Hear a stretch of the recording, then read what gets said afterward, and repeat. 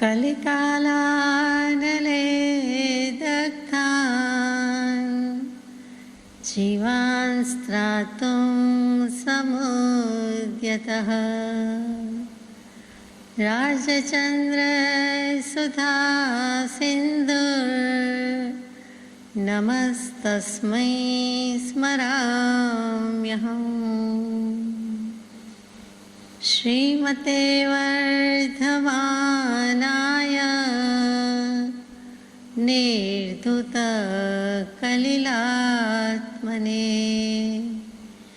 सालोकानां त्रिलोकानां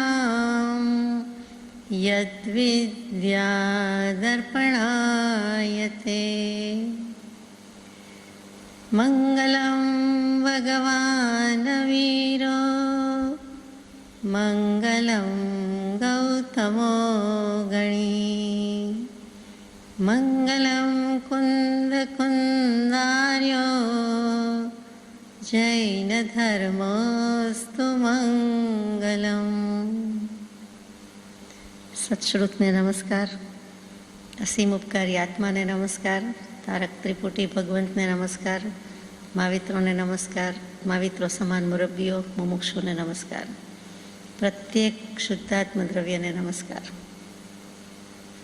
પરમ કૃપાળુ દેવ પ્રણીત રચનામૃતજી પત્રાંક 766 પંચાસ્તિકાય વિક્રમ સંવત 1953 ઈસવીસન 19/10/1896 25/10/1897 દરમિયાન જેના અનુવાદની કૃપા કરી છે તે પરમ કૃપાળુ દેવનો અનુવાદિત પંચાસ્તિકાય। શ્રી કુંદ ભગવંતે મૂળ ગાથા લખી તે પંચાસ્તિકાયમાં આપણે 104 ગાથા સુધી યથાશક્તિ વિચારણા કરી। 105મી ગાથા પર જઈએ આજે, એટલે કે પંચાસ્તિકાયનો દ્વિતીય અધિકાર શરૂ થાય તે પહેલાં જે પંચાસ્તિકાય ગ્રંથનો પહેલો અધિકાર યથાશક્તિ પૂરો કર્યો તેમાં પહેલેથી 7 કડી કે 7 ગાથા તે સમય શબ્દની પીઠિકા, પછીની 14 ગાથામાં દ્રવ્યની પીઠિકા હતી, પછીની 53 ગાથામાં જીવાસ્તિકાયનું વ્યાખ્યાન આવ્યું, પછી વચ્ચે 5 ગાથામાં નિશ્ચય અને વ્યવહાર કાળની મુખ્યતા આવી, 10 ગાથામાં પૂદગલાસ્તિકાયનું વ્યાખ્યાન આવ્યું, 7 ગાથામાં ધર્માસ્તિકાય અધર્માસ્તિકાયનું વર્ણન આવ્યું, પછીની 7 ગાથામાં આકાશાસ્તિકાયનું વર્ણન આવ્યું, પછીની 8 ગાથામાં ચુલિકાની મુખ્યતા આવી કે જે કંઈ નાનું મોટું કહેવાનું રહી ગયું હોય અથવા તો પુનરાવર્તનની જરૂર હોય એવી રીતે જે હતું તે ચુલિકા રૂપે હતું, એટલે આમ જુઓ તો કલગી રૂપે હતું। તે રીતે 111 ગાથામાં આ 8 અંતર અધિકાર પૂરા થયા। પ્રશ્ન થાય કે આપણે જે વાંચ્યું 104 ગાથા વાંચી છે તો 111 ગાથા કેવી રીતે?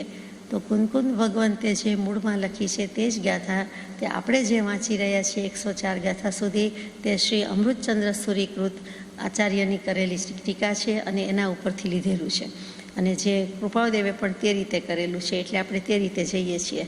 જયસેન આચાર્ય થઈ ગયા એ અમૃતચંદ્ર સૂરીની લગોલગ એના પછી થયા, એમણે 111 ગાથા લીધેલી છે, એટલે 111 પ્રમાણે ટીકા છે। આપણે ક્યાં છૂટી ગઈ 7 ગાથા ક્યાં નથી, જે આમાં જ નથી, મૂળમાં જ નથી, અહીંયા આપણી પાસે જ નથી, એ તો કે એમાં જ્ઞાન સંબંધી વિશેષ વિશ્લેષણ માટે મતિ જ્ઞાન અને ખાસ કરીને શ્રુત જ્ઞાનના ભાંગા વગેરેમાં ઘણી છણાવટ કરી હતી તે 6 ગાથા, અને બીજી એક પૂદગલ સ્કંદની વ્યાખ્યા એ 7મી વ્યાખ્યા। આ 7 વ્યાખ્યાનો ડિફરન્સ બંને આચાર્યોની ટીકામાં છે, એટલે તે આપણે લક્ષમાં રાખીએ છીએ। એટલે અહીંયા ગાથા નંબરમાં ફરક આવી ગયો, પરંતુ 104 થઈ હકીકતે 111 થઈ ગઈ છે। આપણા માટે ઝાઝો ફેર પડતો નથી, પણ કોઈક વખત કોઈક મૂળ શાસ્ત્રમાં કે ગાથામાં ગાથા નંબરનો ફરક આવે ત્યારે એમ લાગે કે કેમ આમ, તો એટલા માટે આ સ્પષ્ટતા જરૂરી। હવે બીજો અધિકાર શરૂ કરીએ કે ઓમ જીનાય નમઃ શ્રી સદગુરવે। આ કૃપાળુદેવ અનુવાદક ભગવંતની ખૂબી જુઓ કે ઓમ પંચપરમેષ્ઠી સ્વરૂપ સહજ સ્વરૂપને આ નમસ્કાર કરી જ દીધા, તે પછી તેમની પાસે જેમની પાસે સંપૂર્ણ પ્રગટ છે એવા રાગદ્વેષને જીતી લીધા છે તેવા જીન ભગવંતને નમસ્કાર. ઓમ પંચ પરમેષ્ઠી સ્વરૂપ સહજાત્મ સ્વરૂપી જીન ભગવંતને નમસ્કાર. અને ત્યાર પછી નમઃ શ્રી સદગુરુએ એક જ લીટીમાં, એક જ લાઈનમાં, એક જ પંગતમાં બેસાડ્યા છે તે કૃપાળુદેવે, કે જીન ભગવંત અને તરત જ નમસ્કાર કર્યા પછી બીજી લીટી નહીં, નીચે ઉપરની એની જ લાઈનમાં નમઃ શ્રી સદગુરુએ. સદગુરુને પણ ભગવંત કીધા છે, પંચ પરમેષ્ઠીમાં સ્વરૂપ આપ્યું છે, સ્થાન આપ્યું છે, માટે ત્યાં નમઃ શ્રી સદગુરુએ. ગણેશજી હોય, મહાવીર હોય, રાજચંદ્ર ભગવાન હોય, ચંદ્રપ્રભ ભગવાન હોય, તો જે પુલ્લિંગ થયું તે રામના જેવા રૂપ થાય, એટલે રામાય, મહાવીરાય, ગણેશાય એવું બધું આવે. આ સદગુરુએ એ પણ ચોથી વિભક્તિ જ છે. જ્યાં નમસ્કાર કરવાના આવે ત્યાં હંમેશા સંસ્કૃત સાહિત્યના નિયમ પ્રમાણે ચોથી વિભક્તિ જ લગાડવી. ભગવાનને નમસ્કાર તો ત્યાં બીજી વિભક્તિ ના આવે, પહેલી ના આવે, સાતમી ના આવે, પણ ચોથી જ ભગવાન માટે નમસ્કાર એવો અર્થ થતો હોય તેમ લાગે. ખરેખર એ ચોથી વિભક્તિ જ વપરાય, એટલે ગણેશાય, મહાવીરાય વગેરે વગેરે આપણે લખીએ છીએ. અહીંયા સદગુરુ શબ્દ છે એટલે ભાનુ જેવા રૂપ થાય, એટલે સદગુરુનું રૂપ થઈ જાય છે ગુરવે. ઘણીવાર ઘણા ભૂલ કરે છે, પોતાના ઈષ્ટદેવ દેવીને નમસ્કાર લખે ત્યારે સ્ત્રીલિંગ, પુલ્લિંગ, નપુસંગલિંગ, એકવચન, બહુવચન વગેરેમાં મોટી ભૂલ થતી જોવામાં આવે છે. અહીંયા મારે એટલું કહેવાનું મન થઈ જાય છે કે સદગુરુને નમસ્કાર તે સદગુરુદેવને જીન ભગવંતની લાઈનમાં હરોળમાં મૂકીને નમસ્કાર કર્યા છે. એટલે સદગુરુ તત્વનો મહિમા કેટલો બધો છે તે પરમ કૃપાદેવે પોતે પણ તે જ કેટેગરીમાં છે અને અહીંયા સ્પષ્ટપણે મૂકી દીધેલું છે. મૂર્ધન્ય સ્થાને બીજા અધિકારની શરૂઆત કરતાં પહેલાં તે મૂકી દીધેલું છે. આગળ જઈએ. ગાથા નંબર 105. અભિવંદી ઉણશિરસા અપૂર્ણ ભવ કારણ મહાવીરમ તે સિંપાયત ભંગમ મોમગમ મોખ સવોચ્છામી. અભિવંદીઓણ શિરસા, હું શિરથી, મસ્તકથી અભિવાદન કરું છું, અભિવંદન કરું છું. એટલે કે વંદન, નમસ્કાર, પ્રણામ કહેવાની બદલે શિષ્ટ ભાષામાં શાસ્ત્રોક્ત રીતે શાસ્ત્ર કરતા પુરુષ લખે છે તે અભિવંદન. જે જળહળ જ્યોતિ સ્વરૂપમાં પણ કૃપાળુદેવ અભિવંદન લખે છે, અભિવંદના લખે છે. અહીંયા પણ કુંદકુંદ ભગવાન અભિવંદન લખે છે કે હું શિર વડે, મસ્તક વડે નમસ્કાર કરું છું. કુંદકુંદ આચાર્ય ભગવાન કોને નમસ્કાર કરે છે? તો કે જે પૂર્વે આચાર્ય થઈ ગયા છે, મહા આચાર્ય, મહાપુંગવ, મહાદેવાધિદેવ એવા શ્રી મહાવીર સ્વામીને નમસ્કાર કરે છે. મહાવીરમ લખ્યું છે. શું કામ મહાવીર સ્વામીને નમસ્કાર કર્યા? કે ઋષભદેવ ભગવાન કે બીજા તીર્થંકર દેવ નહીં, તો કે છેલ્લા કોણ થયા? આસન્ન ઉપકારી કોણ છે? 24 તીર્થંકર દેવમાં છેલ્લા જે દેવાધિદેવ થયા અવસર્પિણી કાળની અપેક્ષાએ, તો તેમને નમસ્કાર કર્યા છે. તેમની સાથે આપણો ક્લોઝેસ્ટ કોન્ટેક્ટ કહેવાય એમ કરીને તેમને નમસ્કાર કર્યા. તેટલું જ નહીં, પણ તેમનું ધર્મતીર્થ પ્રવર્તી રહ્યું છે. કોના શાસનમાં જન્મ્યા કે આપણે જીવી રહ્યા છીએ? તો કે મહાવીર સ્વામીના શાસનમાં. એટલે કે જ્યારથી તેઓ શ્રી થઈ ગયા, નિર્વાણ પામ્યા, ત્યારથી વીર સંવત કહેવાય તે મહાવીર સ્વામીનું શાસન ચાલે છે. એટલે મહાવીર સ્વામીના શાસનમાં આપણે હોવાથી, કુંદકુંદ ભગવાન પણ હોવાથી તેમણે તેમને ઉપકાર વેદીને નમસ્કાર કર્યા છે. ત્યાં સિમંદર સ્વામીને નમસ્કાર કર્યા નથી, એ પણ એટલું જ વિચારવા જેવું છે. સિમંદર સ્વામી પાસે જઈ આવ્યા, દર્શન કરી આવ્યા, તેમનો વિનય ચૂક્યા નથી. તેમને તો મનોમન નમસ્કાર જ છે, તેમ છતાં સ્થૂળ દૃષ્ટિએ, દ્રવ્ય દૃષ્ટિએ લેખી નથી. અત્યારે નમસ્કાર કોને કર્યા? તો કે જે તીર્થાધિપતિ છે, દેવાધિદેવ છે, જેના શાસનમાં, જેના ધર્મ તીર્થમાં જીવી રહ્યા છીએ, તે મહાવીર સ્વામીને નમસ્કાર કર્યા છે. મહાવીર સ્વામી કેવા છે? અપુનર્ભવ કારણમ, એ અપુનર્ભવનું કારણ છે. અપુનર્ભવનું કારણ શું તે પણ વિચારવાનું છે. અનુવાદમાં આટલું મૂક્યું છે કે મોક્ષના કારણ શ્રી ભગવાન મહાવીરને ભક્તિપૂર્વક મસ્તક નમાવી તે ભગવાનનો કહેલો પદાર્થ પ્રભેદ રૂપ મોક્ષનો માર્ગ કહું છું. હવે અહીંયા મૂક્યું જ છે કે ભગવાન મહાવીરને ભક્તિપૂર્વક નમસ્કાર કરીને, પણ આગળ વિશેષણ મૂક્યું મોક્ષના કારણરૂપ. ત્યાં અપુનર્ભવનો અર્થ મોક્ષ થઈ ગયો, એટલો સુંદર અર્થ કર્યો. પુનર્ભવ નથી, હવે ફરીથી જેને સંસાર નથી, ભવ નથી, ઉત્પત્તિ નથી, જન્મ નથી એટલે મરણ પણ નથી. એટલે કે હવે જેને ભવ, સંસાર, ઉત્પત્તિ કાંઈ રહ્યું જ નથી, તેનો અર્થ શું? તેને મોક્ષ. બધેથી મુકાઈ ગયા, બધેથી છૂટી ગયા. મૂક્યા વિના મુક્તિ નથી, છોડ્યા વિના છૂટકો નથી. તેવું જે સ્વરૂપ છે, મોહનો ક્ષય કરી દીધો છે, માટે મોક્ષ છે. તે મોક્ષ પામી ગયા છે, માટે અપુનર્ભવ. આપણે 8 દૃષ્ટિની સજ્જાઈમાં અપુનર્બંધક અને અપુનર્ભવ વગેરે શબ્દો આવે છે. તે જ કેવું છે કે હવે ફરીથી ભવ નથી. પણ સીધું લખે તો કુનકુન ભગવાન છે એના મોક્ષ લખવાનું ગમ્યું નહીં તો લખ્યું અપુનર્ભવ. અને એટલું જ નહીં, એના કારણરૂપ ભગવાન મહાવીરને કીધા. મોક્ષના કારણરૂપ શ્રી મહાવીર ભગવાન અત્યારે જે મહાધર્મ તીર્થ પ્રવર્તી રહ્યું છે તેના મૂળ કરતા દેવાધિદેવ શ્રી મહાવીર સ્વામી છે. ભવ્ય જીવોને મોક્ષ મળે, સંસાર સંકટથી મુક્તિ મળે, એનું આ નિમિત્ત કારણ હોવાથી તેમને મોક્ષનું કારણ કહ્યું છે. ઉપાદાન કારણ તો આપણે પોતે જ છીએ. જે જીવ મોક્ષે જવાનો પુરુષાર્થ કરે તે તેની યોગ્યતા પ્રમાણે કરે છે, એટલે ઉપાદાન આપણે પોતે જ છીએ. પણ નિમિત્ત વિના કંઈ થતું નથી અને નિમિત્ત એકલું કાંઈ કરી શકતું નથી. તો નિમિત્તની ઉપેક્ષા હોઈ શકે જ નહીં, કોઈ કરે પણ નહીં. સમજે છે તે તો કરે પણ નહીં. તો કે નિમિત્તને અહીંયા ઉત્કૃષ્ટ નિમિત્તને તીર્થંકર દેવ જેવાને મૂળમાં લીધેલું છે કે તે મોક્ષનું કારણ છે. એટલે કે મહાવીર ભગવાન મોક્ષનું સ્વયં કારણ પણ છે અને બીજા જીવો માટે પણ છે. અહીંયા તેમણે કુનકુન ભગવંતે જેમની પાસે દીક્ષા લીધી હોય કે જેમને દીક્ષા ગુરુ માન્યા હોય કે શિક્ષા ગુરુ કર્યા હોય તેમનું નામ ન લેતા, તે પ્રત્યક્ષ ગુરુનો અહીંયા ન લેતા તેમણે મહાવીર સ્વામીને લીધું છે. એ પણ એટલો જ વિચાર માગી લે છે. ગમે તે કારણ હોય, અહીંયા ભગવાન મહાવીરને મોક્ષનું સ્વયં કારણ કહી દીધું છે. પછી ભલે ગુરુ તો છે જ, ગુરુને નમસ્કાર તો છે જ, પરંતુ મુખ્ય કારણ, મુખ્ય નિમિત્ત મહાવીર ભગવાન. શું કામ એ વિચારવાનું છે કે મૂળ પરંપરા, જે કારણોની પરંપરા છે એમાં મૂળ કારણ તો કે અનાદિકાળથી કોઈ પણ થયેલા તીર્થંકર, પણ અનાદિમાં આપણે કહી શકતા નથી, કોન્સેપ્ટ એટલો પહોંચી શકતો નથી. એટલે આપણે ઋષભદેવ ભગવાનને દાદા કહીને એમ કહી દઈએ કે આદિશ્વર દાદા, એ પણ બહુ દૂરની વાત થઈ ગઈ. એટલે નજીકના ઉપકારી જેની સાથે કંઈક સંબંધ ધરાવીએ છીએ, જેનું શાસન ચાલે છે, એવા મહાવીર સ્વામીને નમસ્કાર કર્યા છે. અને એમ કહેતા બધાને નમસ્કાર આવી જાય છે, કેમ કે મહાવીર સ્વામીની દેશના અથવા તો દિવ્ય ધ્વનિ એની પરંપરાથી ગણધર ગૂંથે, ગણધર દેવે જે ગૂંથ્યું ઝીલ્યું એને કારણે જે દ્વાદશાંગીની ઉત્પત્તિ થઈ એની પરંપરામાં તેના પછી જે કોઈ આચાર્ય ભગવાન થયા તેમણે આ શાસ્ત્રો લખ્યા. એમાં દ્રવ્યની ચર્ચા મૂકી, વસ્તુનું સ્વરૂપ મૂક્યું, વગેરે વગેરે જે મળી શક્યું, મળી રહ્યું છે એ પરંપરાને યાદ કરી છે. પછી આપણે જે દેવવંદનમાં કહીએ તે પરંપરાચાર્ય નમઃ. તે પરંપરામાં જે કોઈ થયા છે તે મહાવીર સ્વામી પછી વચ્ચે કોઈ ચૂક્યા મૂક્યા સિવાય જેટલા આચાર્ય દેવ થઈ ગયા અને જેણે શાસ્ત્ર કરતા જે પણ થયા છે તે બધાને આમાં નમસ્કાર આવી જાય છે. એટલે મૂળ કારણ મહાવીર સ્વામી અને ગૌણ કારણ બીજા બધા કારણમાં ગુરુની પરંપરા લઈ લીધી છે. તે સિમંદર સ્વામી પણ આવી જાય વિહરમાન તીર્થંકર હોવાથી, અને પરંપરા કહે છે ત્યારે આ બધા જ આચાર્યની પાઠની પરંપરા પણ આવી જાય. બધા જ દ ભેગા થયા છે, દેશના, દિવ્યધ્વનિ, દ્વાદશાંગી, દ્રવ્યનું સ્વરૂપ, અને પાછું બાકી હતું તો બધા જ દ લઈને એના દેનારા, એટલે એની દેન છે, દેણગી છે, ભેટ છે. એટલે આ બધું જ દાન આપ્યું છે, દેણ આપી છે. કોણે? તો કે અત્યારે આપણે વાંચી રહ્યા છીએ તે કુનકુન ભગવંતે. અને તેમણે જેમને નમસ્કાર કર્યા છે એમને આપણે પણ નમસ્કાર કરીએ છીએ. એટલે મહાવીર સ્વામીને નમસ્કાર કરીએ છીએ. અહીંયા કુનકુન ભગવંત જેવા કુનકુન આચાર્ય ભગવંત પ્રતિજ્ઞા કરે છે, સંકલ્પ કરે છે આ ગાથામાં કે નિશ્ચયી મોક્ષ માર્ગના કારણરૂપ એવો વ્યવહાર રત્નત્રરૂપે મોક્ષ માર્ગને હું કહીશ. વોચ્છામી એટલે વક્ષ્યામી, એટલે કે હું અત્યારે કહું છું આ 9 પદાર્થના વિવરણ રૂપે કહીશ. કેવી રીતે કહીશ? તો કે 9 પદાર્થ પ્રભેદ રૂપે કહું છું.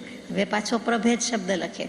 પ્રભેદ એટલે ફાડી નાખવું, ચીરી નાખવું, એટલે કે પદાર્થના સ્વરૂપનું બરાબર વિશ્લેષણ કરીને કહેવાનું છું, સૂક્ષ્મતાએ નિરૂપણ કરીને કહેવાનું છે, તે પદાર્થ પ્રભેદ છે. પછી પ્રભેદ એટલે ભેદ, ભાંગા, પ્રકાર, આ બધું છે.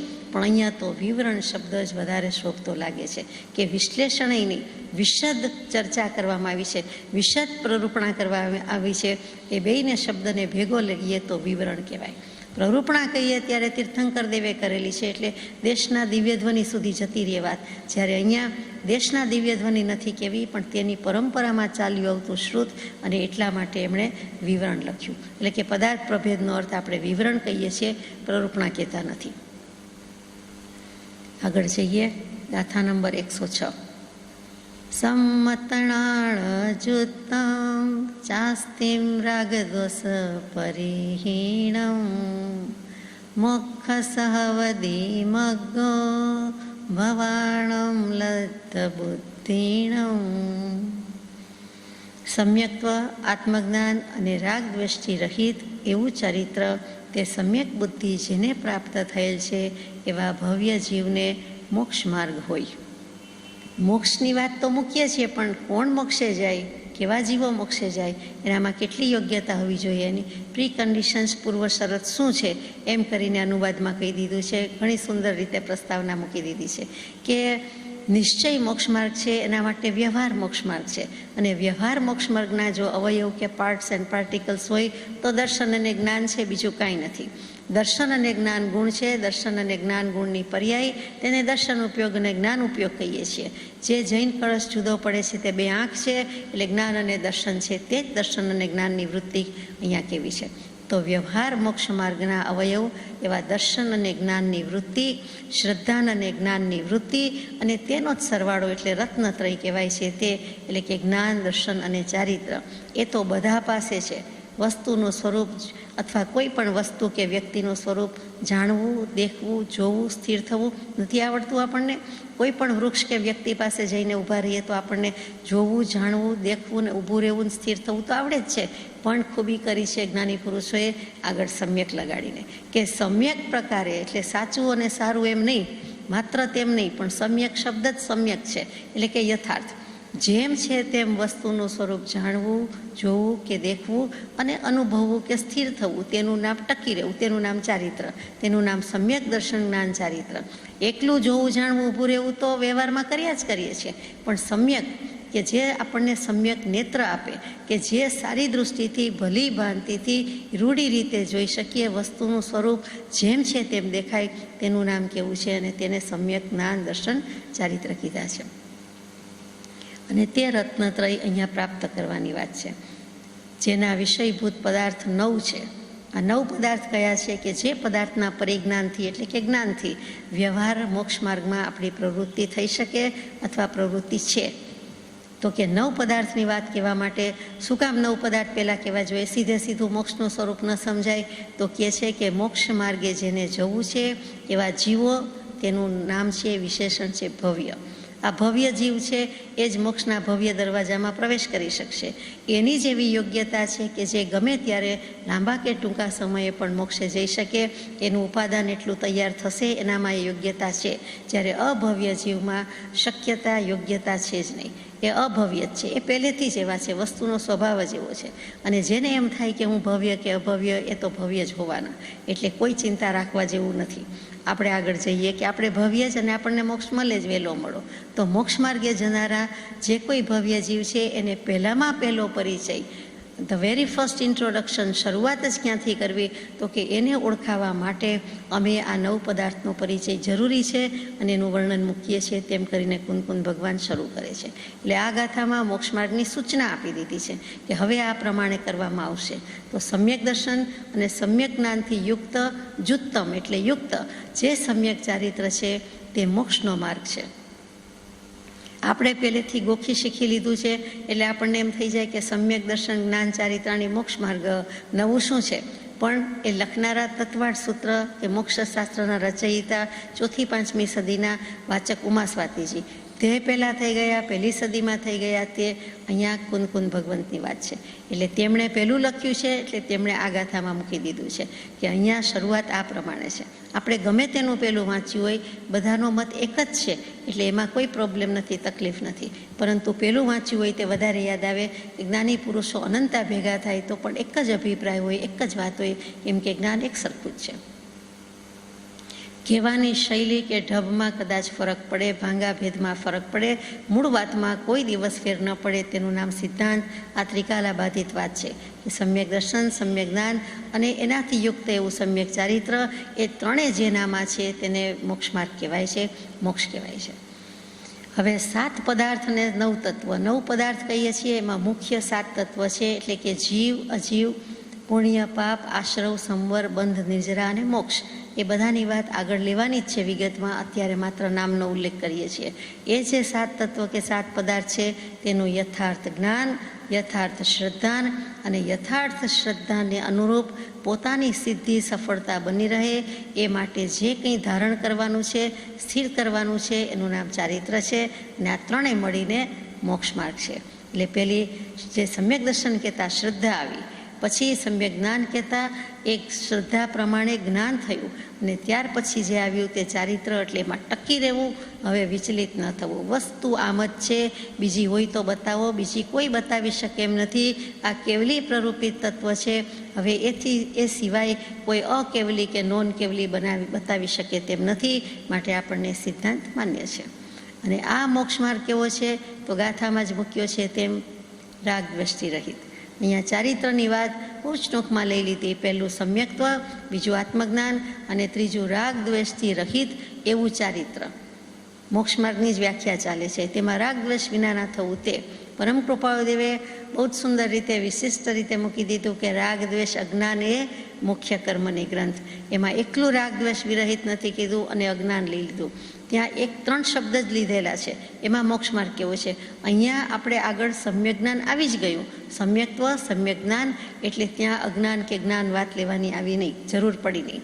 અને કૃપાળુદેવ પણ ક્યાંય ચૂકે નહીં, એટલે એકલું રાગદ્વેષ નહીં, પણ રાગદ્વેષ અજ્ઞાન એ મુખ્ય કર્મની ગ્રંથ. એમાં સમ્યક દર્શન પણ આવી ગયું કે જે સમયે જે કંઈ હતું, અજ્ઞાન હતું, જાણેલું જ્ઞાન હતું, એ સમ્યક દર્શન થતાં જ એ બધું કુજ્ઞાન કે અજ્ઞાનમાંથી જ્ઞાન રૂપે પરિણમી ગયું. એટલે જેવું સમ્યક દર્શન કહીએ તેવું જ બધું જ્ઞાન સમ્યક કહેવાય. એટલે સમ્યક જ્ઞાન અને દર્શન એ અપેક્ષાએ સાથે જ છે. એટલે અહીંયા આગળ જઈએ કે આ મોક્ષ માર્ગ રાગ દ્વેષ રહિત છે અને સમતા રસથી પરિપૂર્ણ છે. આ માર્ગ કોને મળે તો કે આવે છે મોક્ષ હવદી મગ્ગો. મગ્ગો એટલે માર્ગ, મોક્ષ મોક્ષ. ભવાણમ લબ્ધ બુદ્ધિણમ, ભવ્ય જીવોને મળે છે, અને લબ્ધ બુદ્ધિણમ એટલે કે લબ્ધ બુદ્ધિવાનને મળે છે. બુદ્ધિ વિનાનાને મોક્ષ માર્ગ ન મળે તો કે છે ન મળે.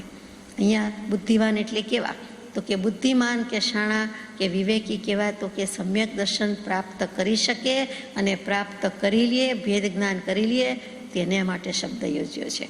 કે મોક્ષે કોણ જાય તો કે એની પાસે કંઈક હોય તો જાય. આત્માનો મોક્ષ થાય છે, પૂતગલનો જળનો તો થતો નથી, તો એનામાં આત્મત્વ તો હોવું જોઈએ ને, કમસે કમ આત્મા હોવો જોઈએ, એનો મોક્ષ થાય છે. એવી રીતે અહીંયા પણ એક શરત મૂકી દીધી કે ભેદ જ્ઞાન કર્યું હશે, બુદ્ધિ હશે, ડાપણ હશે, જળ ચેતનનો વિવેક કરી શક્યા હશે, વિવેકી હશે, એને પ્રગટ થાય છે, એ મોક્ષે જઈ શકે છે. તે ભવ્ય છે, એનામાં આ યોગ્યતા છે, આટલો પુરુષાર્થ કરશે તો એ મોક્ષ માર્ગની સન્મુખ થઈ શકશે. એટલે ધીમે ધીમે જ્ઞાની પુરુષે આપણને બધે લઈ ગયા અને બધે બાંધી દીધા કે હવે વિવેક કરવો પડશે. જેમ સમ્યક દર્શન કહી દે કે હવે કેવલ જ્ઞાન લેવું જ પડશે, અને કેવલ જ્ઞાન કહી દે કે હવે મોક્ષે જવું જ પડશે, તેમ સમ્યક દર્શન પહેલાંની વાતમાં પણ અહીંયા શરત મૂકી દીધી કે જળ અને ચેતન દ્રવ્યો તો છે, તત્વો તો છે, પણ ફેંસલો કરનારો તો તું એક જ પોતે છો, ચેતન દ્રવ્ય એક જ છો, અને તારે આ નિર્ણય કે નિરાકરણ કરવું પડશે કે હું આત્મા છું, મોક્ષની સન્મુખ જવાનું છે. તો જળ ચેતનનો વિવેક કરે, ભેદ જ્ઞાન કરે, એને બુદ્ધિમાન કીધા, એને વિવેકી કીધા, એને લબ્ધ બુદ્ધિણમ કીધા, અને તે જ ભવ્ય છે, તે જ મોક્ષ માર્ગની સન્મુખ જઈ શકશે. અહીંયા ખૂબી કરી દીધી આચાર્ય ભગવંતે કે ભવ્ય જીવ કેટલાક એવા પણ છે કે જે મોક્ષે જઈ શકવાના નથી. ઘણો કાળ થાય તો પણ મોક્ષે જઈ શકવાના નથી, એવા ઘણા ભવ્ય જીવો છે કે ભવ્યતા છે, એનામાં જવાની યોગ્યતા છે, એને સાધન સંયોગ બધું સાંપડે છે, તેમ છતાં એ જઈ શકવાના નથી. એવા ભવ્યને આ મોક્ષ માર્ગમાંથી બાકાત રાખ્યા. એમ કહી દીધું કે ભવ્ય જીવને મોક્ષ મળે, પછી આપણે તરત જ દલીલ કરીએ કે તો કેટલાક ભવ્ય કેમ મોક્ષે જવાના નથી, તો એનો પુરુષાર્થ ઉપડતો નથી કે શું છે. એટલે કહી દીધું કે બુદ્ધિમાન વિવેકી એને જ આ માર્ગ પ્રગટ થાય છે. એટલે કે ભેદ જ્ઞાન કર્યું હશે તો મોક્ષે જશે. ભવ્યતા છે એનામાં, ભવ્ય જીવ છે, પણ જળ ચેતનનો વિવેક કરી શકે એવી સમર્થતા કે શક્યતા હોય, અથવા તો એ ચરિતાર્થ કરે તો જ એ એલિજિબલ થાય છે, મોક્ષે જવા માટે યોગ્ય થાય છે. એટલે અહીંયા ધીમેકથી ભવ્ય સાથે લબ્ધ બુદ્ધિણમ કહીને, લબ્ધ બુદ્ધિવંત કહીને આચાર્ય ભગવંતે બહુ મોટી વાત કહી દીધી છે. ઘણી વખત ધ્યાન બહાર જાય છે. આ બુદ્ધિમાન કે વિવેકી હશે, ભેદ વિજ્ઞાની થશે, તેને મોક્ષ મળશે. એટલે કે ભેદ જ્ઞાન કરવાની છે, વિવેક જ્ઞાન કરવાનું છે, યાને કે સમ્યક દર્શન લેવાનું છે, પછી મોક્ષે જવાય છે. સીધે સીધું મોક્ષે જવાતું નથી, અને સીધે સીધું સમ્યક ચારિત્ર પણ આવી જતું નથી. કેટલાકની દલીલ હોય છે કે રાગ દ્વેષ કરતા નથી તો બીજી શું અમારે જરૂર છે, અમે રાગી નથી કરતા, દ્વેષય નથી કરતા, અથવા મિનિમમ કરીએ છીએ, તો એમનામ કરી જઈએ તો વાંધો શું આવે, મોક્ષ તો રાહ જોતો ઊભો જ છે ને. તો એમ નથી.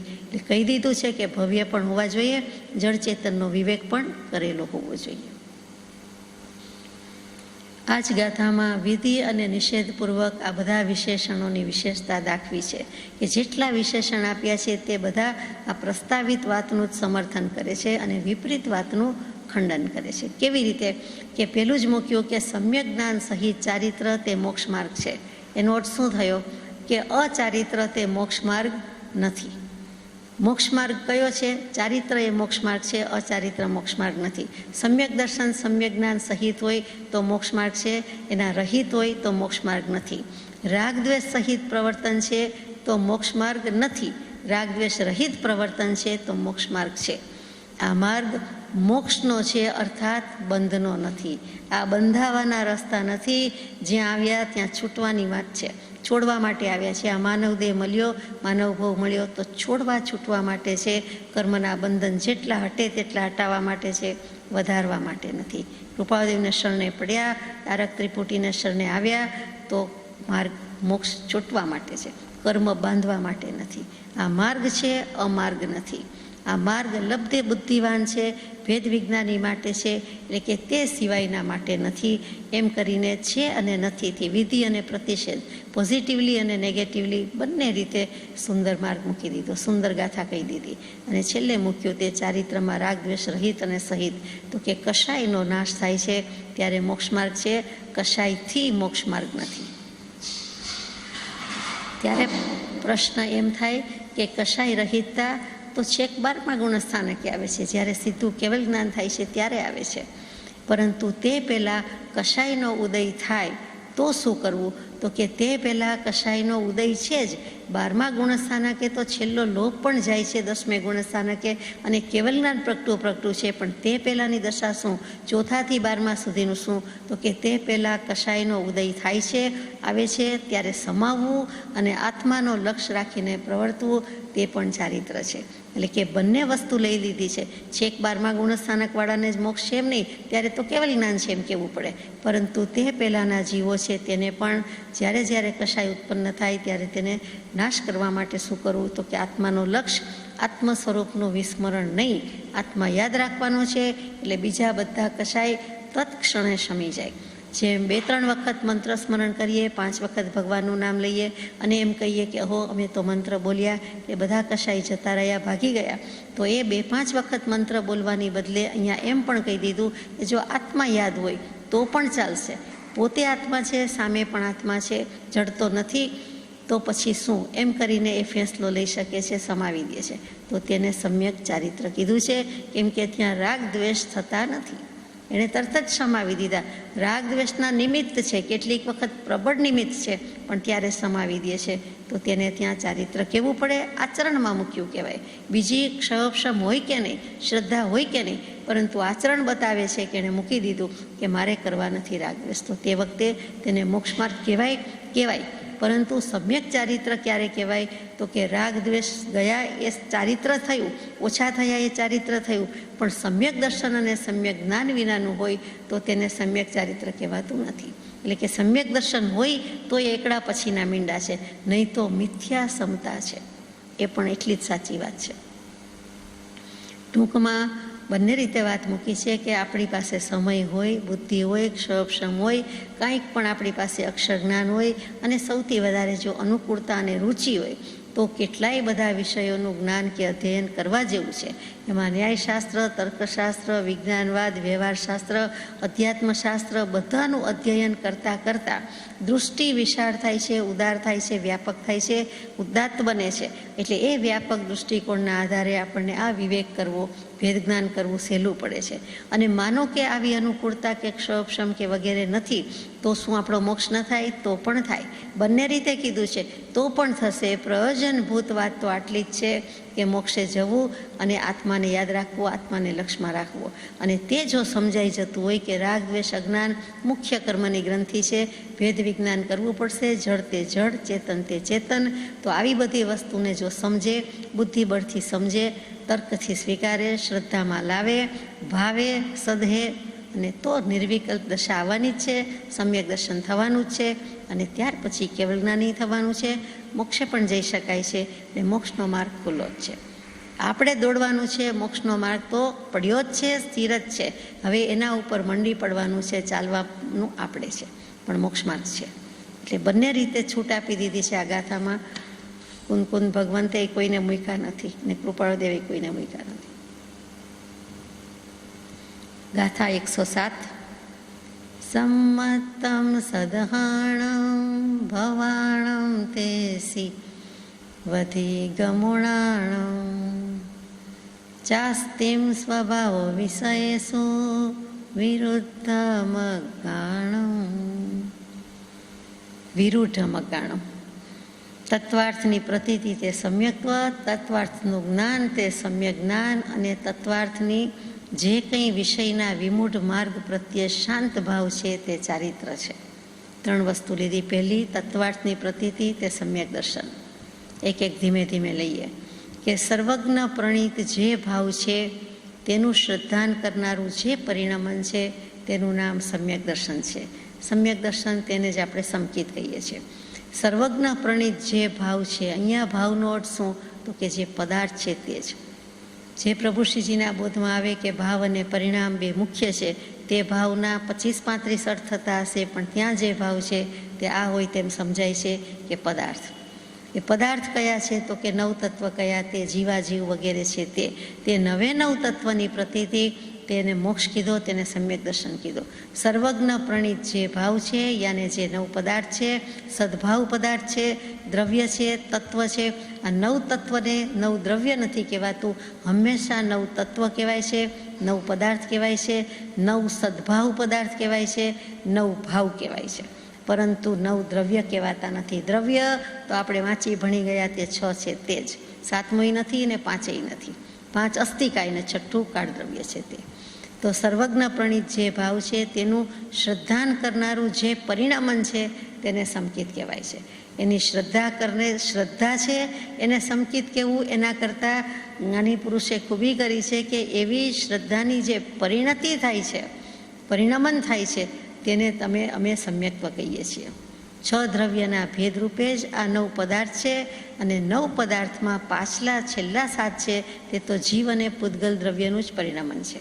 આ 6 દ્રવ્ય અને 9 તત્વને બહુ સંબંધ છે એટલે આ વાત લઈએ છીએ.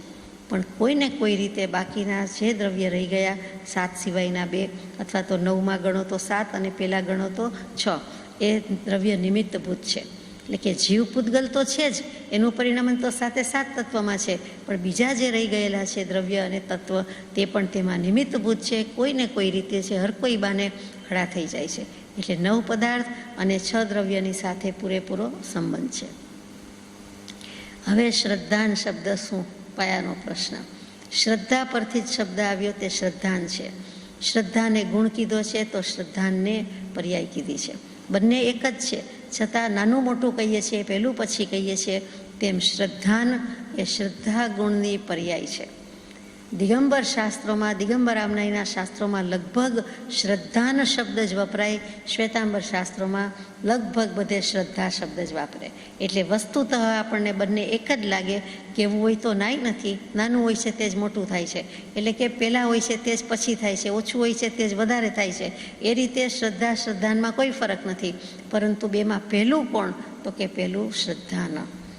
એ શ્રદ્ધા ન એટલે શ્રદ્ધા ગુણની પર્યાય છે. શ્રદ્ધા નથી એમ નહીં, પણ શ્રદ્ધા ન એ શ્રદ્ધા જ છે, એ ગુણનું પરિણમન છે. શ્રદ્ધા ગુણ એમને રહીએ છે અને શ્રદ્ધાને એની પર્યાય થયા કરે છે. બીજી રીતે કહું તો શ્રદ્ધાન એટલે અશ્રદ્ધાન પરિહાર, એટલે કે અશ્રદ્ધાનનો ત્યાગ કરવો, તે પ્રત્યાહાર એ જ પરિહાર છે. જે આપણે 5મી દૃષ્ટિમાં કહેતા હોઈએ છીએ તે અહીંયા પ્રત્યાહારો રે, તે પ્રત્યાહાર કહીએ છીએ, તે જ પરિહાર છે, અને તેનું જ નામ ત્યાગ છે. એટલે કે અશ્રદ્ધાનો ત્યાગ. એટલે સિદ્ધિભાઈના ડાબા કાન જેવું છે કે મિથ્યાત્વનો ત્યાગ એમ કેવું નથી, મિથ્યા દર્શનનો ત્યાગ એમ કેવું નથી, પણ અશ્રદ્ધાન પરિહાર લખે. એટલે આપણને વિચાર કરવા છે કે શું કહે છે આમાં? તો કે અશ્રદ્ધાન એટલે સાચી શ્રદ્ધા નહીં, ખોટી શ્રદ્ધા. જુઓ, બધા કહે છે કે અમને કોઈને કોઈમાં તો શ્રદ્ધા છે જ, તો શ્રદ્ધા તો બધાને કહેવાય, કોઈને પણ કહેવાય. તો પછી ઈષ્ટદેવ દેવી બધા સાચા ખોટા, ત્યાં પછી આપણે વિવેક કરવો પડે કે તેને અસત શ્રદ્ધા છે, એટલે કે સાચી શ્રદ્ધા નથી. એટલે કે શ્રદ્ધા એની સાચી હશે પણ તત્વ જે પૈકડું છે માયનું છે એ ખોટું છે, એટલે મિથ્યા શ્રદ્ધા કહેવાય છે. જે મિથ્યા સમતા કહેવાય છે કે સમતા તો રાખી શકે છે, સહનશક્તિ તો છે, પરંતુ સમ્યક દર્શન વિનાની હોવાથી તેને મિથ્યા સમતા કીધી. એકડા વિનાના મીંડા છે, મીંડા તો છે જ, એકડા પહેલાંના મીંડા છે અથવા તો એકડા વિનાના મીંડા છે, તો એની કિંમત કેટલી અને એકડો આવતા કેટલી કિંમત, કે 10 10 10 એમ વધતી જ જાય દશાંશ પદ્ધતિથી, જે એન્ડ આવવો મુશ્કેલ, અનંત સુધી લઈ જાય તેવી. તો એ શ્રદ્ધાની વાત કરીએ છીએ. તો અશ્રદ્ધાન પરિહાર એટલે અશ્રદ્ધાનો ત્યાગ, એટલે મિથ્યા દર્શનનો ત્યાગ. મિથ્યા દર્શન એટલે મિથ્યાત્વ, મિથ્યાપણું એ જ મિથ્યા દર્શન.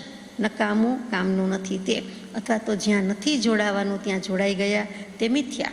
મિથ એના પરથી મિથુન શબ્દ, જોડાવાનું છે પણ જ્યાં જોડાવાનું છે ત્યાં ન જોડાયા. આપણા યોગ ઉપયોગ સમ્યક પ્રકારે આત્મામાં ન વપરાયા, આત્મ ઉપયોગમાં ન જોડાયા અને અન્યમાં પરમાં જોડાઈ ગયા, તે મિથ્યાત્વ છે.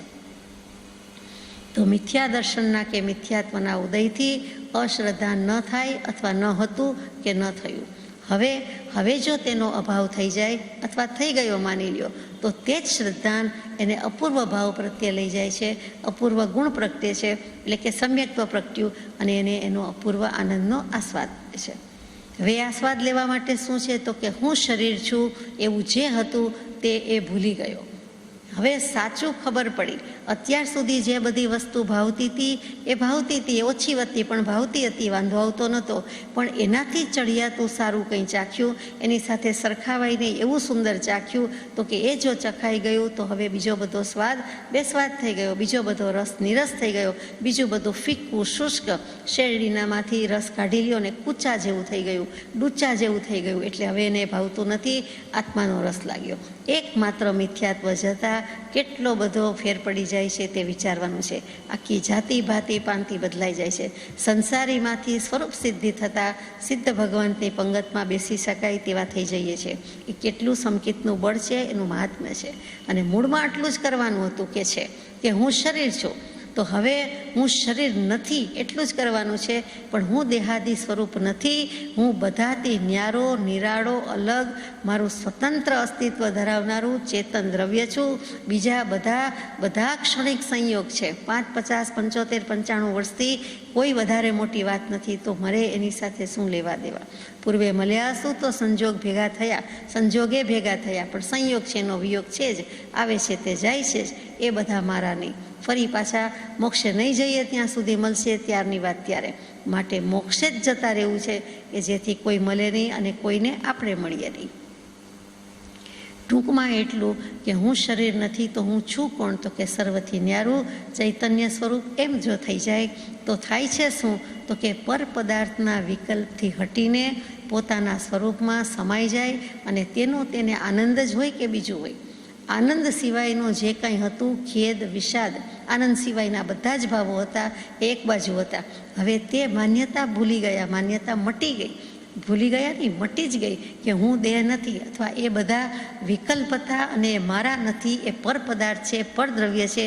એટલે તરત જ પોતે જે સ્વરૂપે છે તે પોતે આત્મ સ્વરૂપે છે, પોતે ચૈતન્ય સ્વરૂપે છે. પોતાનો ઉપયોગ પોતામાં આવીને રહીએ, કારણ કે ઉપયોગ જાય ક્યાં, પરમાંથી હટાવી લીધો, પરમાં ગયો જ નહીં. તો પરદ્રવ્યને, પરભાવને પર જ માન્યા, તો પોતે સ્વમાં જ રહ્યો કે બીજે ક્યાંય. અને સ્વમાં જ રહ્યો એટલે પોતાને પોતાના ઉપયોગનો, પોતાના જ્ઞાનનો અનુભવ થયો, અને એ જ્ઞાન સ્વરૂપી છે એનો અનુભવ થયો, તો પોતાને કેટલો આનંદ હોય, પોતાને કેટલો આસ્વાદ હોય. તો પોતાના ઉપયોગનો અત્યાર સુધીમાં વ્યર્થ વિસ્તાર કરીને વધારીને ન જાણે ક્યાં સુધી લઈ ગયા છીએ. અનંતકાળથી, અનાદિકાળથી કરીએ છીએ.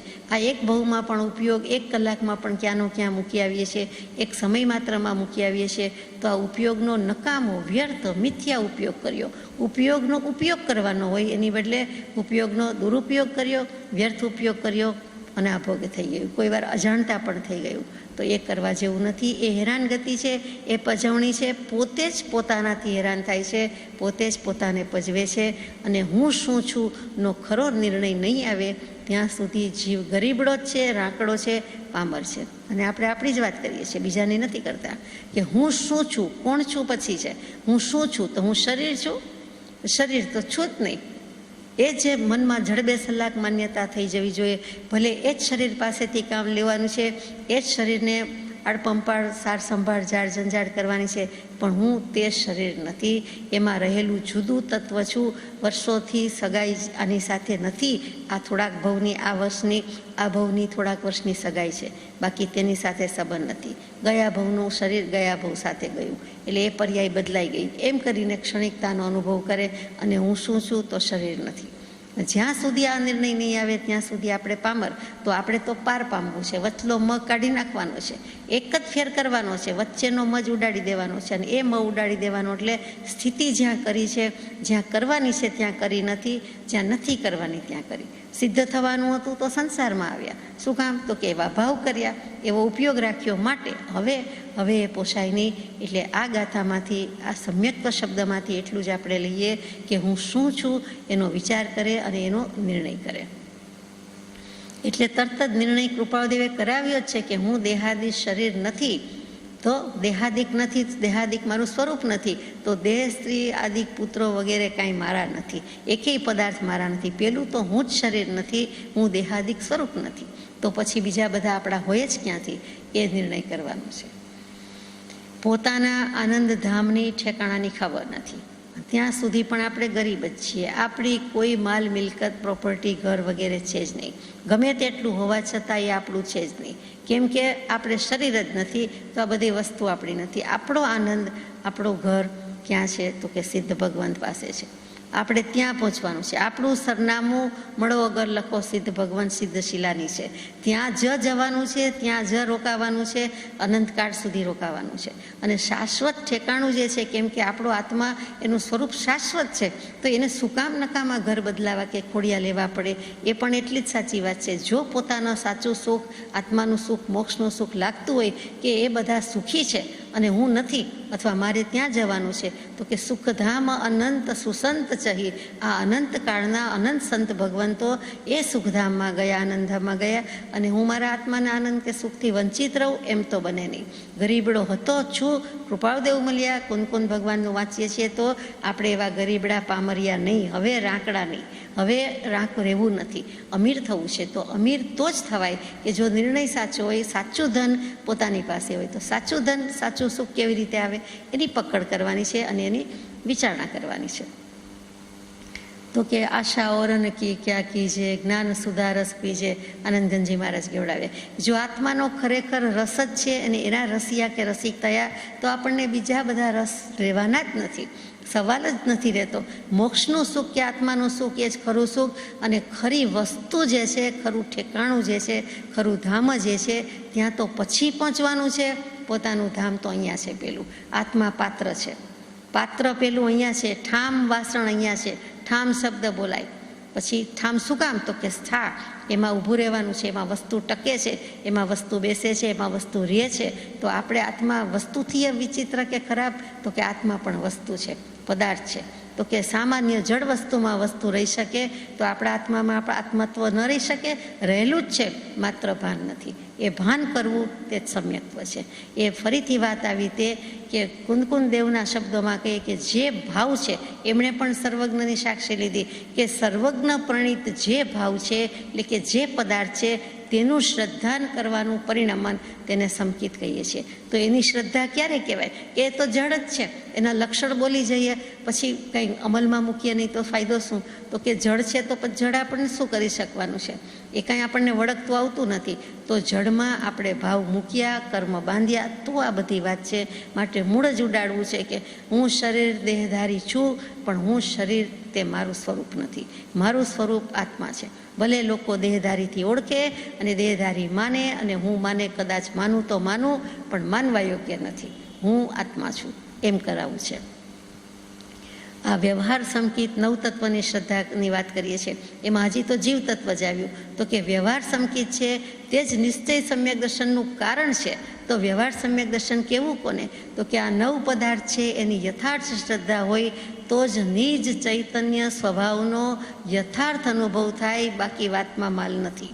9 નામ બોલી જાય કે 9 નામના 90 પાના મોઢે હોઈને બોલી જઈએ તો આપણું કલ્યાણ ન થાય, પરંતુ સમજીએ છૂટકો છે. જે સ્વરૂપ સમજ્યા વિના પામ્યો દુઃખાનંદ, અને સમજાવ્યું તે પદનમો શ્રી સદગુરુ ભગવાન, તે કરવાની વાત છે. એટલે ત્યાં વ્યવહાર સંકેત કહેતા 9 તત્વની શ્રદ્ધા, 9 પદાર્થની શ્રદ્ધા નથી. જો પદાર્થની શ્રદ્ધા હોય તો સમ્યક દર્શન છે, અને તત્વાર્થ શ્રદ્ધાનમ સમ્યક દર્શનમ. મોક્ષશાસ્ત્રના 10 અધ્યાયના પહેલા અધ્યાયનું બીજું સૂત્ર તરત જ કહી દીધું કે સમ્યક દર્શન જ્ઞાન ચારિત્ર ને મોક્ષ માર્ગ કહેવાય છે. એ મોક્ષ કોને કહેવાય છે અને સમ્યક દર્શન કોને કહેવાય છે? પહેલો જ શબ્દ લીધો તો કે તત્વ અને અર્થનું શ્રદ્ધાન અથવા શ્રદ્ધા, તેને સમ્યક દર્શન કહેવાય છે. કયા તત્વ ને કયા અર્થ? તો કે આ 9 તત્વ છે તેની વાત છે. ત્યાં 9 તત્વ કયા છે, અહીંયા 9 પદાર્થ કહે છે, બે એક જ છે. વ્યવહાર દર્શન, વ્યવહાર સમ્યક દર્શન ન હોય તો નિશ્ચય સમ્યક દર્શન થાય નહીં. અને વ્યવહાર સમ્યક દર્શન એટલે જેવી તેવી વાત નથી. 9 તત્વની શ્રદ્ધા માગી છે. 9 તત્વની શ્રદ્ધા ક્યાંથી થાય છે? તો કે સદગુરુના યોગે થાય છે, સત્પુરુષના યોગે થાય છે. એટલે ત્યાં સત્પુરુષની શ્રદ્ધા, સદગુરુની શ્રદ્ધા આવી કે પુરુષ સાચો છે, સત્પુરુષની પ્રતીતિ આવી. અને તે વસ્તુ વચનામૃતજીમાંથી કૃપાળુદેવે જે રીતે સ્ફુટપણે મૂકી છે, સ્પષ્ટપણે મૂકી છે, એવી આપણને આ બધા સત્શ્રુતને બાર નમસ્કાર હોવા છતાં એમાંથી સ્પષ્ટપણે મળતું નથી. આપણે ગ્રહણ કરી શકતા નથી. કૃપાળુદેવની કૃપા અનંતી અસીમ એ રીતે છે કે એમણે શાસ્ત્રનો નસાર કાઢીને મૂક્યો, પોતાના અનુભવથી મૂક્યું છે કે અમે ભૂત ભવમાં આવી કોઈને કોઈ ભૂલ કરી છે, પરિભ્રમણનું કારણ પ્રત્યક્ષ રહ્યું છે. હવે એ ભૂલ તમારે કરવા જેવી નથી. શોધીને કાઢીને વીણીને, અથવા એમની જ ભૂલ છે એમ નથી, પણ એમણે જે ભૂલ બીજા જીવને કરતા જોઈ છે એ પણ વચનામૃતજીમાં આવી જાય છે. ગમે તેને પત્ર લખ્યો હોય, ગમે તે વાત હોય, પણ ગમે ત્યાંથી એમાંથી મોક્ષની જ વાત નીકળે. મોક્ષનો માર્ગ એમાં પાને છે. કાંકરે મોક્ષે ગયા છે, તેમ શબ્દે વાક્યે મોક્ષે જવાય એવી જ વાત છે. આપણને ઉકલે ન ઉકલે એ જુદી વાત છે. એમણે તો મૂકી જ દીધું છે. તો એવી શ્રદ્ધા કે 9 તત્વની શ્રદ્ધા, આપણને એમ લાગે કે આપણે માનીએ છીએ પણ આપણે નથી માનતા. જો આપણે જડતે જડ ને ચેતન તે ચેતન, સ્વતે સ્વ ને પરતે પર માનતા હોઈએ તો આ દશા હોય? તો આપણે મોક્ષમાં જ હોઈએ ને. પણ એ નથી માનતા, આપણે બોલવાથી માનીએ છીએ, બુદ્ધિ બળે કહીએ છીએ. ઘણા તો બુદ્ધિ બળે પણ માનતા નથી, વિચાર લેવલે પણ માનતા નથી. આપણે બુદ્ધિ બળે, વિચાર બળે માનીએ, પછી ખરેખર આચરણમાં મૂકવાનું છે. અને એ ક્યારે થાય? તો કે સાચા દેવ, સાચા ગુરુ, સાચા ધર્મની શ્રદ્ધા હોય તો થાય. તો આ કેવલી પ્રરૂપિત તત્વ એટલે સાચો ધર્મ મળ્યો, પદાર્થનું વિશ્લેષણ સાચું મળ્યું, પણ એ ક્યાંથી આવ્યું? કેવલી ભગવાન પાસેથી, અથવા તો ધર્મ સ્વરૂપે મળ્યું, આપણને સત્ધર્મ રૂપે મળ્યું, તત્વ રૂપે મળ્યું. પણ તત્વ રૂપે કહેનારો કોણ પુરુષ હતો? તો કે સાચો દેવ થઈ ગયો, દેવાધિદેવ તીર્થંકર દેવ થઈ ગયા. એ નિદેશનામાંથી આવ્યું, એ મૂળ સ્વરૂપ થયું, એ મૂળ કારણ થયું. પરંપરાથી આવ્યું, તો પરંપરા અહીંયા ક્યાં ગઈ? તો કે ગુરુ પરંપરા, આચાર્ય દેવની પરંપરા, કે જે બધા થયા તે અર્યંત અને સિદ્ધ ભગવાન તો સિદ્ધ શિલા પર આવતા નથી. અર્યંત ભગવાન સયોગી જીન, દેવાધિદેવ, તીર્થંકર દેવ અને કેવલી પ્રભુ, એમણે તત્વ આપ્યું. દેશના દીધી, દિવ્ય દેશના આવી, દિવ્ય ધ્વનિ આવ્યું, અને પછી આચાર્ય ભગવંતોએ, ઉપાધ્યાય ભગવંત, મુનિ ભગવંત, પંચ પરમેષ્ઠીમાં એ 3 આવ્યા. એ મુનિ કરતાં ઉપાધ્યાય આગળ દશામાં, ઉપાધ્યાય કરતાં આચાર્ય આગળ. અને તેમણે લખ્યું તેવા આચાર્ય પુંગવ કુંદાચાર્યજીનું 50 વંચાય છે. તો જેવી તેવી વાત નથી. ભગવાને દીધેલી દેશના અને કુંદે મૂકેલી દેશનામાં શું ફેર છે?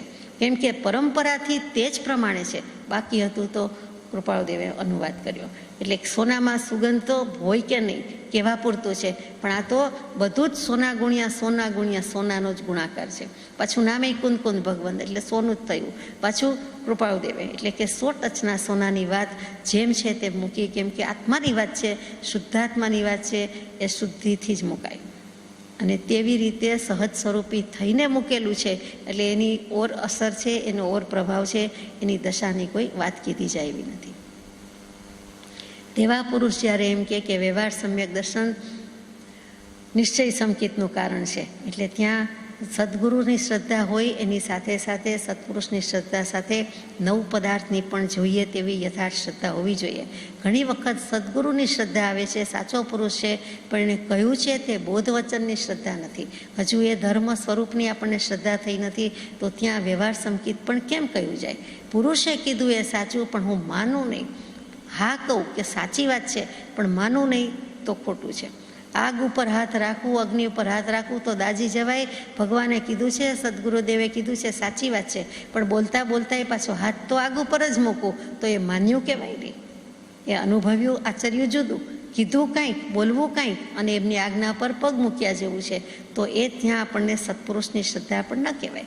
એવી પ્રતીતિ નથી. જો હોય તો એના કીધેલા વચન ઉપર પણ એટલી જ પ્રતીતિ હોય અને તે પ્રમાણે જ આપણું આચરણ હોય. એટલે વ્યવહાર સંકિત જેવી તેવી વાત નથી. અને વ્યવહાર સંકિત એટલા માટે કહેવાય છે કે કારણમાં કાર્યનો આરોપ કરીને, કાર્યમાં કારણનો આરોપ કરીને, એટલે કે એ આપણને નિશ્ચય સમ્યક દર્શન સુધી, આત્માના અનુભવ સુધી લઈ જઈ શકે છે ત્યારે અને તો તેને વ્યવહાર સંકિત કહેવાય છે, બાકી કહેવાતું નથી. એટલે કે કારણ છે પણ જ્યારે નિશ્ચય સમ્યક દર્શન સુધી લઈ જાય, પહોંચાડે માટે એને કહીએ છીએ. પણ વ્યવહાર સંકિત છે માટે નિશ્ચય સમ્યક દર્શન છે એમ કહ્યું જતું નથી. વ્યવહાર સંકિત પોતે સંકિત નથી, એ સંકિતનું કારણ છે. મિથ્યાત્વમાં વિપરીત શ્રદ્ધા હોય છે અને એના ઉદયથી પોતાને વિશે હંમેશા ઉલટું જ સમજે છે. પોતે પોતાને જ સમજતો નથી એ તો ઠીક, પણ ઊંધું સમજે છે. જેમ કે ટ્રેનમાં કોઈ વાર મુસાફરી કરી હોય, કરતા હોય અને તે વખતે એમ જ લાગે કે બધા વૃક્ષ દોડે છે, આટલી સ્પીડે દોડે છે, ઘણી સ્પીડે દોડે છે. બધા જ થાંભલા, પોલ જે કંઈ હોય, તારના વાયરના જે કંઈ, એ તાર ઊંચા નીચા થતા દેખાય છે. થાંભલા છે તે બધા પણ એવા દેખાય છે. તો સાચું શું? તે ઊંચું નીચું થતું હોય છે, દોડતું ચાલતું હોય છે, કે આપણી ટ્રેન દોડતી ચાલતી હોય છે? ટ્રેન દોડતી ચાલતી હોય છે. આપણે સ્થિર લાગીએ છીએ, તે બધું દોડતું લાગે છે. આપણો અનુભવ છે એટલે કહેવાય છે. એવી જ રીતે કોઈ સ્ટીમરમાં બેઠું હોય ત્યારે પણ એને આજુબાજુની સૃષ્ટિ છે તે જ હલતી ચાલતી દેખાય, પોતે સ્થિર હોય તેમ લાગે. ખરેખર એમ નથી. એ બીજું બધું દોડતું નથી.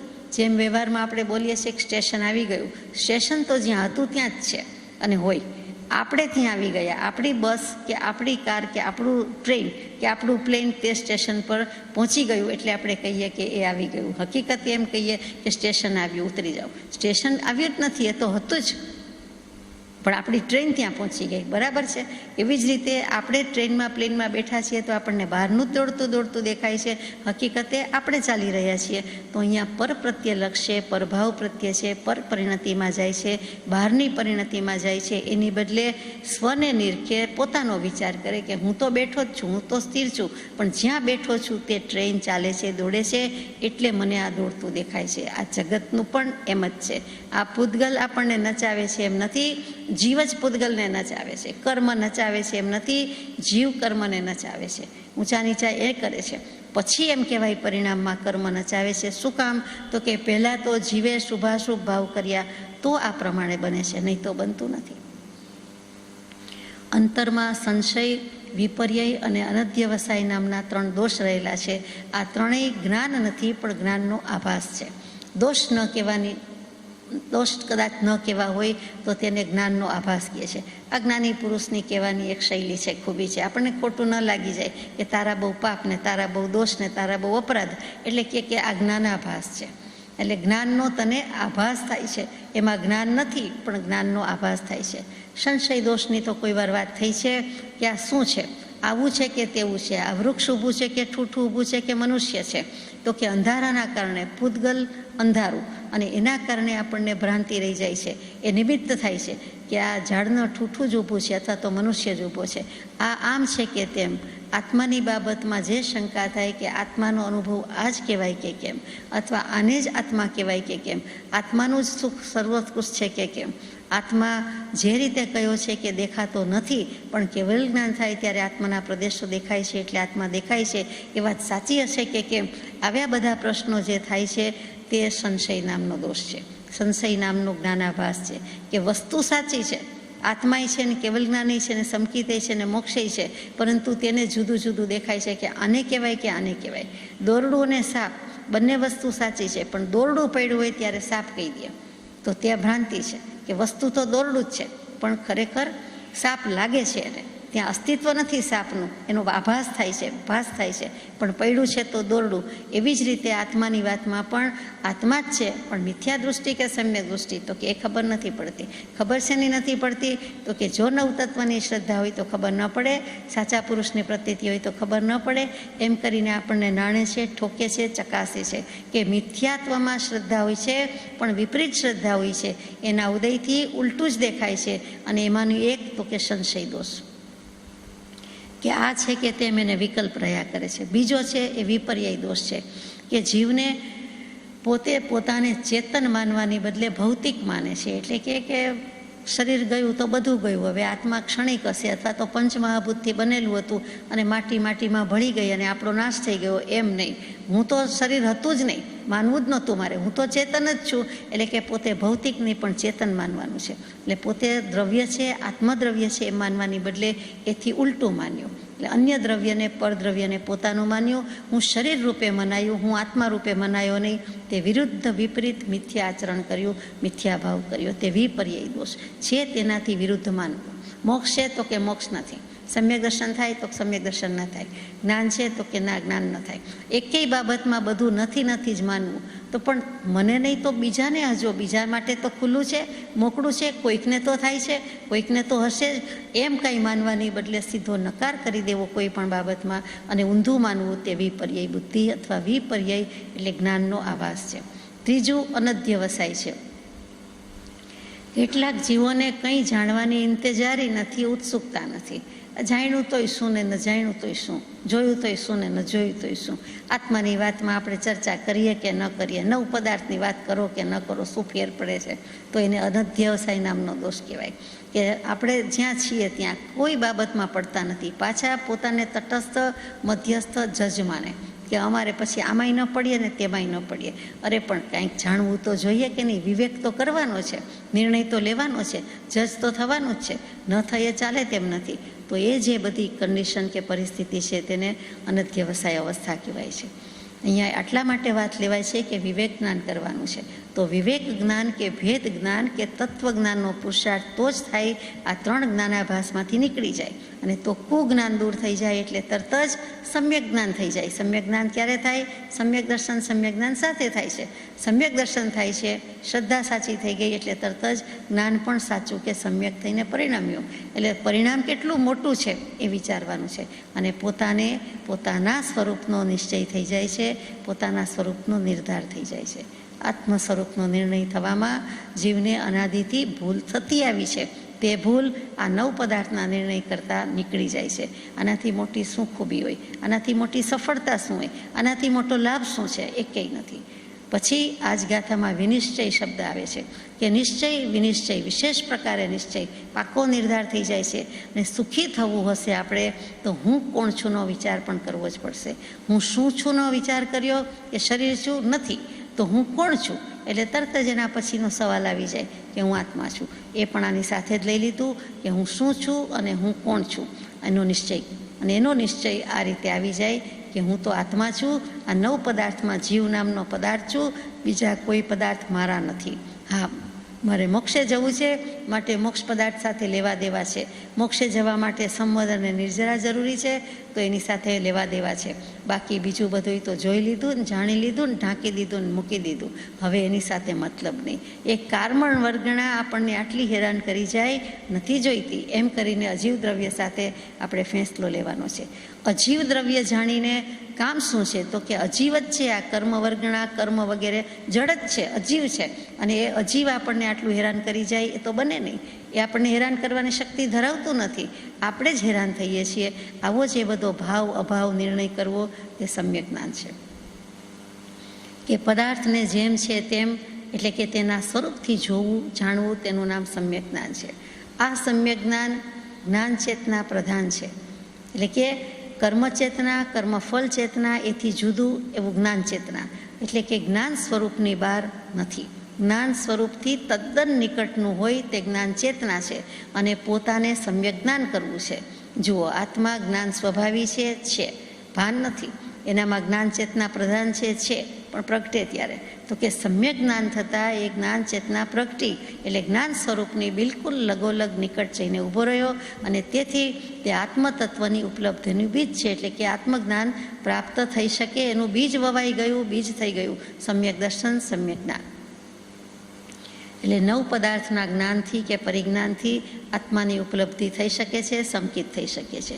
પરમ કૃપાળદેવે બોધ વચનમાં 12-14 વર્ષની ઉંમરે 5મો બોધ વચન એમાં લખ્યું કે રાગાદિથી વિરક્ત થવું એ સમ્યક જ્ઞાન. કેટલી સચોટ, સુંદર, સંક્ષિપ્ત વ્યાખ્યા કે રાગાદિક એટલે રાગ, દ્વેષ, અજ્ઞાન વગેરે ભાવ વિભાવ કહી દીધા તેનાથી વિરક્ત થવું એ જ સમ્યક જ્ઞાન. અને સમ્યક ચારિત્ર શું છે? તો કે સમ્યક દર્શન અને સમ્યક જ્ઞાન થતાં કુમાર્ગથી છૂટીને આત્મ સ્વભાવમાં વિશેષ લાગે છે. હવે તેને ઇન્દ્રિય મનના વિષયભૂત પદાર્થમાં રાગ દ્વેષના વિકાર થતા નથી, પોતાના સ્વરૂપમાં સ્થિર થવા લાગે છે. અને રાગ દ્વેષમાં વિકાર થતા નથી એવી બુદ્ધિ છે તો બુદ્ધિ જાય ક્યાં, ઉપયોગ જાય ક્યાં? તો કે તેમાં વિકાર નથી, વિભાવ નથી. એટલે પોતાનો જ્ઞાન સ્વભાવ છે તે નિર્વિકાર જ્ઞાનનું પરિણમન થયા કરે છે. તેનું નામ સમ્યક ચારિત્ર છે. સજાત્મ સ્વરૂપ પરમ ગુરુ.